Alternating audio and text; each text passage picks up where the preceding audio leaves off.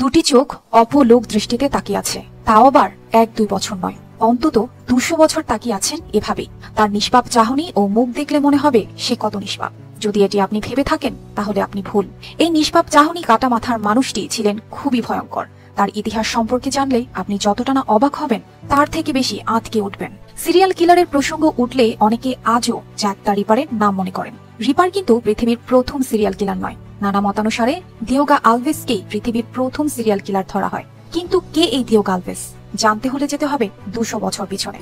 Alves জীবনে এতটাই জঘন্য কাজ করেছেন যে শাস্তি হিসেবে তাকে মৃত্যুদণ্ড দেওয়ার পরও মুন্ডু কেটে কাচের জারে ভরে রাখা হয়, যা আজও পর্তুগালের লিসবন বিশ্ববিদ্যালয়ের গবেষণাগারে দেখা মিলে। এই মাথা কাটা সিরিয়াল কিলার কতগুলো যে খুন করেছেন তা নিজেও বলতে পারতেন না। আলভেসের জন্ম 1819 সালের পর্তুগালের গেসিলিয়াতে।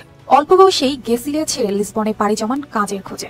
সেখানকার অভিজাতদের বাড়িতে কাজ করতেন চাকরদের। তার স্বপ্ন ছিল অনেক টাকার মালিক হওয়া, কিন্তু যৎসামান্য বেতন আর দাসবৃত্তিতে কি আর তা সম্ভব? সুখ্যাতির চেয়ে কুখ্যাতি অর্জন করা যে তুলনামূলক সহজ সেটা সে বুঝে ফেলেছিলেন। তাই পর্তুগালের অর্থবান ধনী সম্প্রদায় নয়, বরং নিরীহ গরিব চাষিরাই তার প্রথম শিকার ছিল। অর্থ উপার্জনের চেয়ে মানুষ খুন করার নৃশংস আনন্দই তাকে পেয়ে বসেছিল মাত্র 26 বছর বয়সে। একটা নির্জন সেতুর পাশে অন্ধকারে ওত পেতে থাকতেন আলভেস। তিনি জানতেন বেচাকেনা সেরে ওই পথেই বাড়ি ফিরতেন ব্যবসায়ীরা, আর তাদের হত্যা করে টাকা পয়সা লুট করাই ছিল আনন্দ তার। খুন করার পর ক্ষত বিক্ষত মৃতদেহটাকে সে টেনে নিয়ে 213 ফুট উঁচু সেতুর উপর থেকে নদীতে ছড়ে ফেলতেন। এভাবে 1-2 নয়, 3 বছরে প্রায় 70 জন নিরপরাধকে হত্যা করে আলভেস। এই ঘটনা খুন না আত্মহত্যা তা নিয়ে দ্বন্দ্বে পড়ত তখনকার পুলিশ। কোনো কুল কিনারা না পেয়ে প্রশাসনিকভাবে ওই ব্রিজে মানুষ চলাচল নিষিদ্ধ করা হয়। কিন্তু কথায় বলে না, ধর্মের কল বাতাসে নড়ে।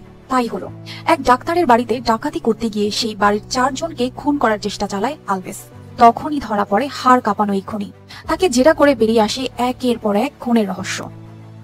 দীর্ঘ বিচার কার্য শেষে 1841 সালে তাকে মৃত্যুদণ্ড দেয় পর্তুগাল আদালত।